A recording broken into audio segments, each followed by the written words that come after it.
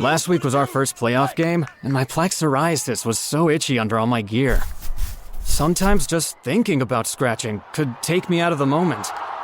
And then my doctor told me I could get clearer skin with a pill called Otezla. Otezla apremilast is a prescription medicine used to treat adult patients with plaque psoriasis for whom phototherapy or systemic therapy is appropriate. Otezla can help you get clearer skin after just 4 months. Okay, ready for the next game. Talking to my doctor about a pill was a total game changer. Don't use Otezla if you're allergic to it. Get medical help right away if you have trouble breathing or swallowing, swelling of the face, lips, tongue, throat, or arms. Severe diarrhea, nausea or vomiting, depression, suicidal thoughts, or weight loss can happen. Tell your doctor if any of these occur and if you have a history of depression or suicidal thoughts.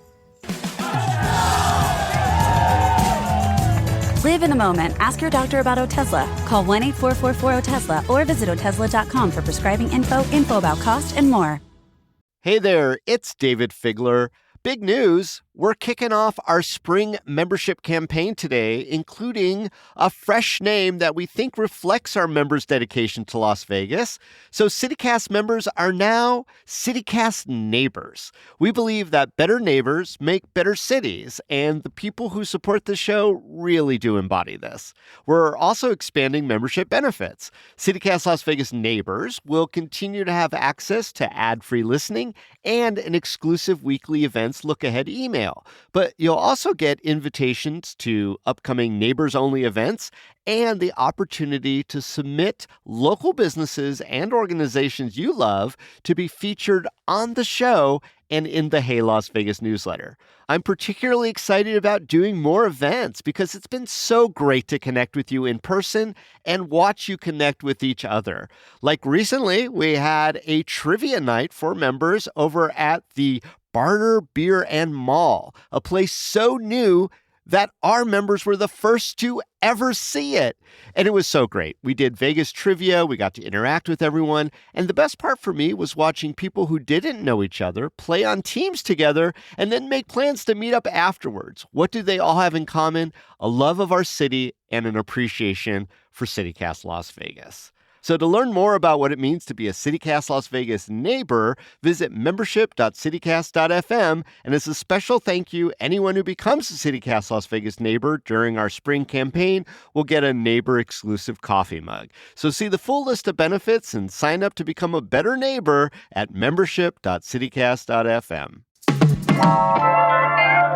Casino carpets might seem like an unusual item to be elevated to mythological status, but the flashy, mesmerizing patterns are a huge part of a casino's identity. So today in CityCast Las Vegas, I'm talking with casino carpet designer Terrien Hale and interior designer Alice O'Keefe about everything that goes into these wild floor coverings and if the carpets really make you gamble more. It's Monday, April 21st. I'm Sarah Lohman, and here's what Las Vegas is talking about.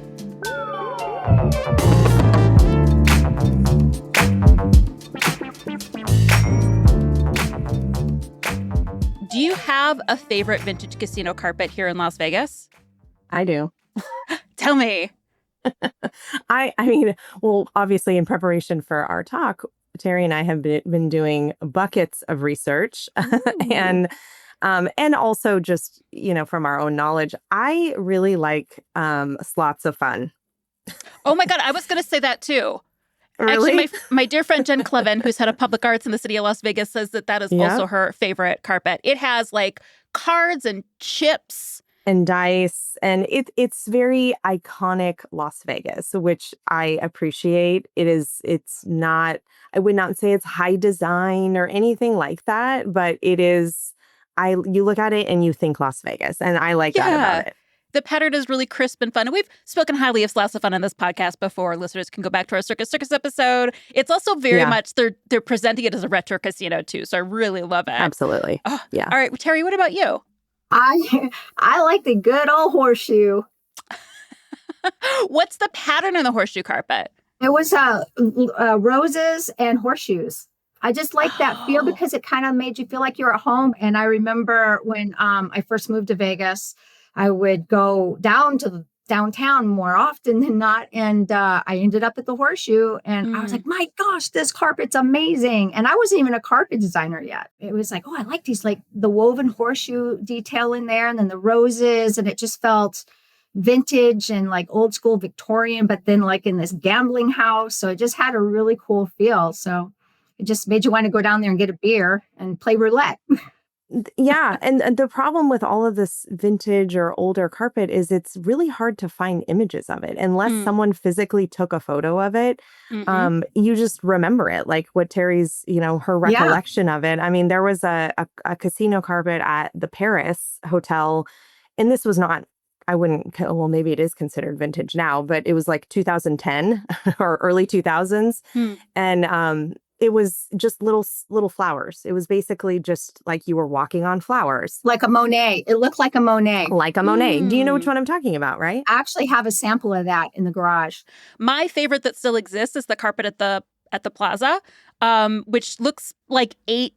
So it's not that old, but knowing what I know now, like it's remarkable it survived. And it's kind of like, who's that designer that did those like really pale ladies with the lips from the 80s? Nagler?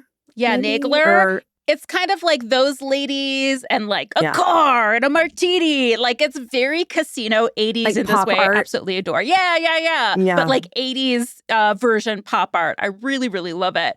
So, I love, Terry, how you're talking about like how the horseshoe carpet made you feel and how it inspired you. What part does carpet play in the bigger design and experience of a casino? Well, it plays a pretty big part, in my opinion, especially the last 20 years. Ellison and I have worked for years together on this, and we've seen the evolution from smaller repeats to these large repeats, especially when they do not want to see a repeat and they want stuff outside the box, bright. And I believe some of the reasons that the Wynn did want to go with the brighter colors because of Steve Wynn. He had glaucoma, I believe it was, and he couldn't really see a lot of the colors. So he wanted stuff to be really bright so he could see the color more and see the designs more. But the designs are really predicated on the theme or, the overall design direction, right? Yeah, for what they want to present. So, you had the themed hotels in the 90s and everything was more akin to like, more kitschy style. But now things are getting a little more elegant, I think, and a little bit more sophisticated. Yeah. And it's more of an experience and an artwork when you walk onto the floor instead of just like carpet with the decoration to hide dirt and stuff. I think a lot of it is just how interior design has changed, if you think about it, because I mean, maybe back in the 50s, 40s, 50s, 60s, I mean, it was very much like put a really pretty chandelier, some fun carpet or fun, whatever carpet at that point, and, and set the lights that was it, and now it's like the artwork, the ceiling element, the columns, all of those pieces play such a huge part in the overall casino design. The carpet is such a huge part of it. And it's also the easiest to change. I mean, it's still costly, obviously, but I mean, you walk into the casino once new carpet has been laid and everyone's like, something's changed. Like what's happened, right? And so you get this kind of resurgence in your customer just by changing the carpet, which is why it does tend to get done every 5 to 10 years. What makes casino carpets unique from, say, like my house or an office carpet? I would say how it's made. So wool is obviously a really common fiber used in carpet. With casino carpet, it's usually a combination of wool and nylon, which gives it that kind of added durability. Wool's also inherently flame resistant. So when people have their cigarettes and they ash them on the carpet, which unfortunately happens in casinos, that's the best. This Axminster carpet will last for over 100 years. It is woven like nobody's business. And also, when you think of materials and your mood and how you feel, if you think of nylon as a petroleum product, and to me, it's not as natural and nurturing as wool. And also wool has a nice like sound effect. It absorbs sound nicely. Natural, yeah. And when you walk on it, it just feels luxurious. I feel the difference when I walk into a place and it's nylon and I'm like, I feel that, and it's not as classy. It's just not, it's just. You can tell the moment you walk on it. Yeah. Yeah, you just know. In a way, I was surprised that it's wool because I'm sure it also has to be expensive. Can you just tell me briefly, like, if a casino wants to change out its carpet, how much is that going to cost them? Isn't it like $50 a square yard these days? It can be. It can be anywhere from $34 to $50. Yeah, $50 a square yard. So $50 a yard would be how much for a whole casino floor? Definitely like several $100,000. You know, I mean, if you look at like a downtown property or something that is less than like an MGM would be millions because of the square footage.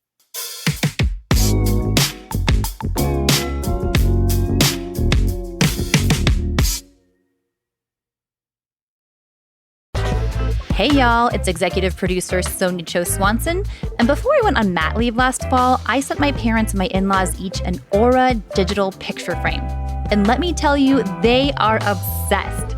I don't put my baby on social media, but I do upload her pics to her grandparents' frames in the Aura app. It's pretty easy. Like the other day, I uploaded a video of my daughter seeing butterflies for the first time at the Springs Preserve. So cute. And the whole family gets to share that memory forever.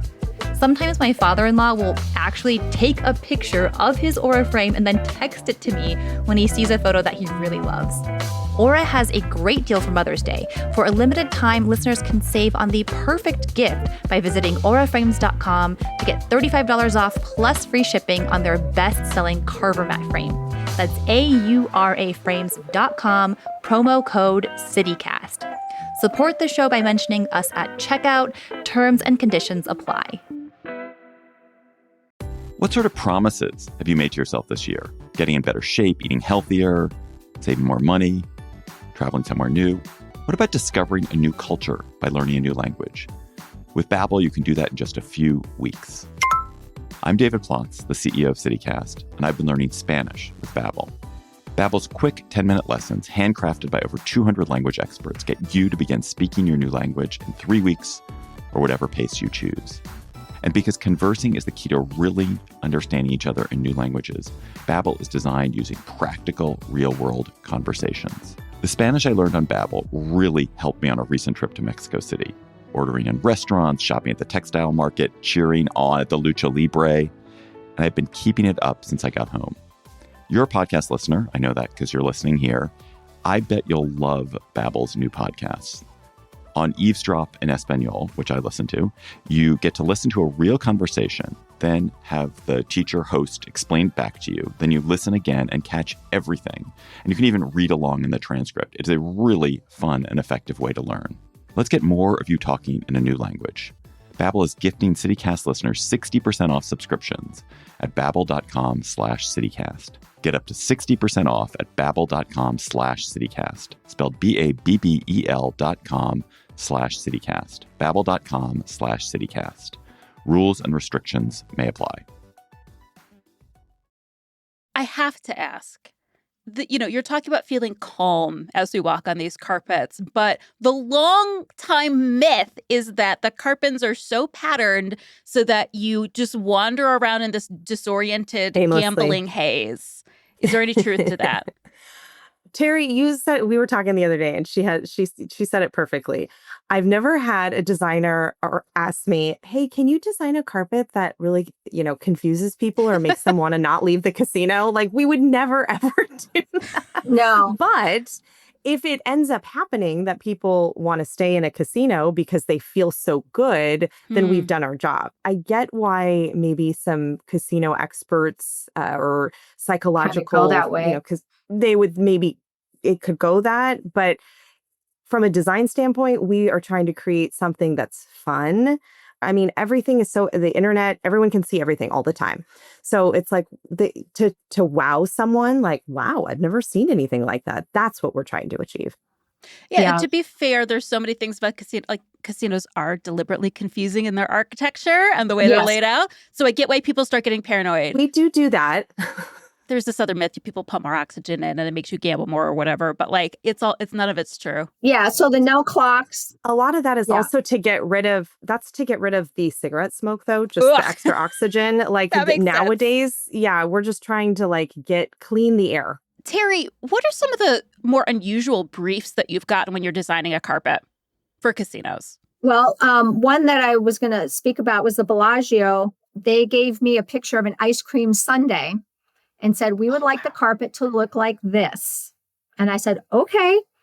And it was the largest hand-tufted rug that the manufacturer I work for ever did. It was over $1 million, but it looked like, it was basically, I think it was 24 colors, no repeat. So it was a giant hand-tufted rug. Area rug, basically. It was beautiful. And it was basically all the different colors of reds. And then it had some beautiful browns for like the chocolate and some hits of cream for like the whipped cream. That's so cool. But it wasn't literal. It was just this beautiful swirling. It was almost like a melting sundae.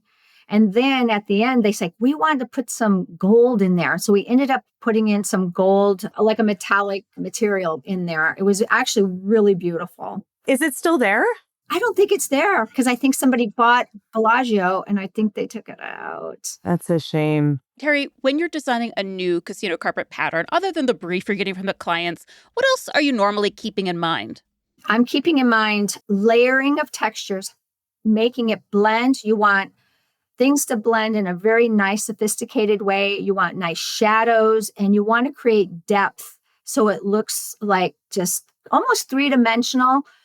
That will help with wear. It makes it look beautiful. Yeah. I kind of like to design things that are super sophisticated. Every so often I get somebody that doesn't want sophistication, which is fine too. That's a genre, so it's okay. What do they want instead? What's the opposite of sophistication? Garish colors, things that aren't cleaned up, like things that look like clouds and like spray techniques, splattered things, like colors that don't blend nicely. But I think that's because of either the design firm. I don't know. I don't want to blame anyone, but sometimes I get stuff. I'm like, I don't know where you guys are coming from with this, but I'll do it because that's what I get paid for. But mostly the main thing that I focus on is making sure that the design is unique and that it does hide, dirt. That's the main thing. So we don't want to have any open white spots or any cream spots if possible. We always want to layer textures on top, and we have layers like striae. We have what's called a model, which is a 50-50. So that means you have 50% of one color with 50% of another color, and they're kind of woven together, and it kind of makes a third color, which is kind of cool. Terry, do you remember SLS when they opened and the white casino carpet? Yeah.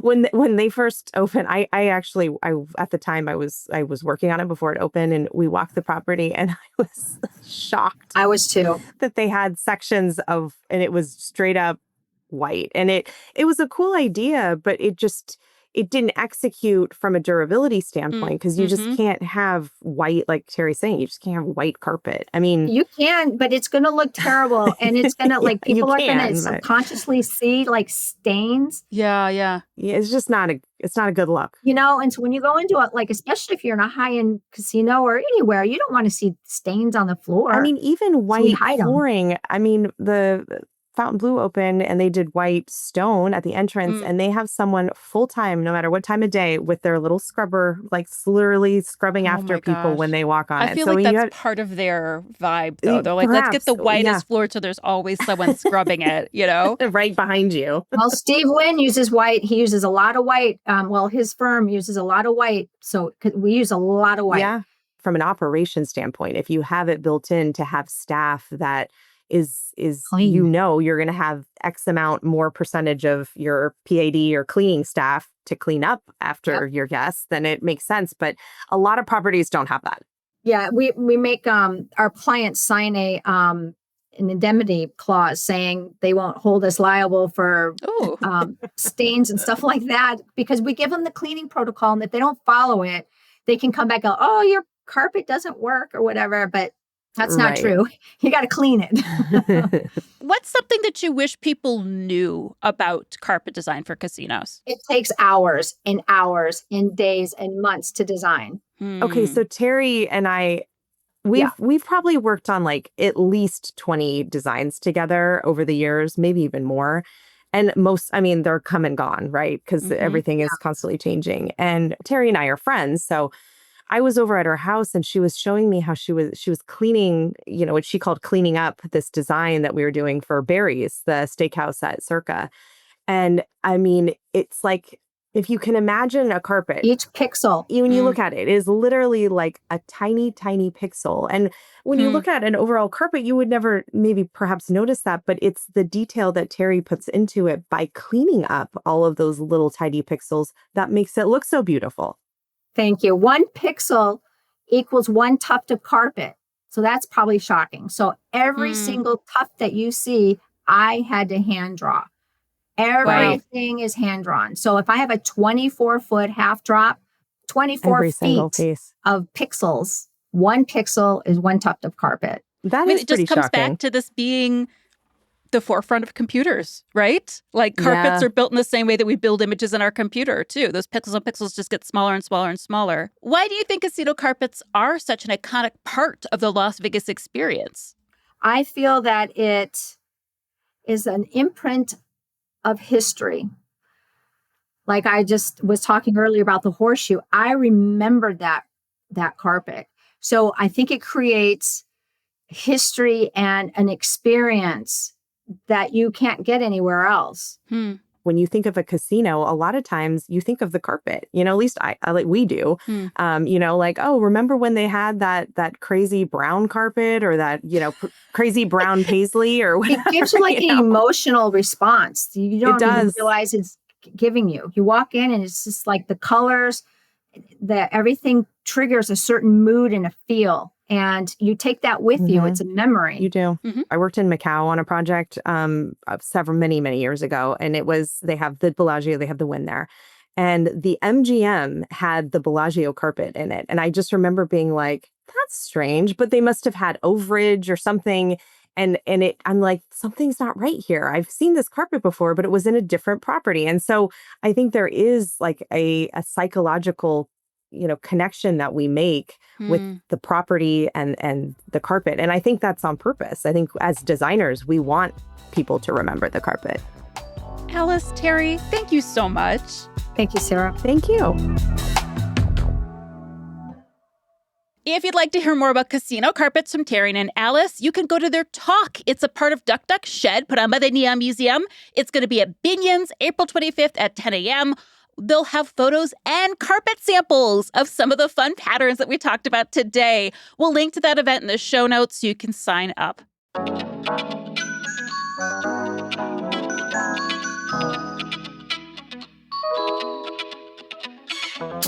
And that's all for today here on CityCast Las Vegas. If you enjoyed the show, why not tell a friend? Rate the show, leave us a review, subscribe to our morning newsletter, and then nerd out about carpets with everyone you know. We'll be back tomorrow morning with more news from around the city. Take care.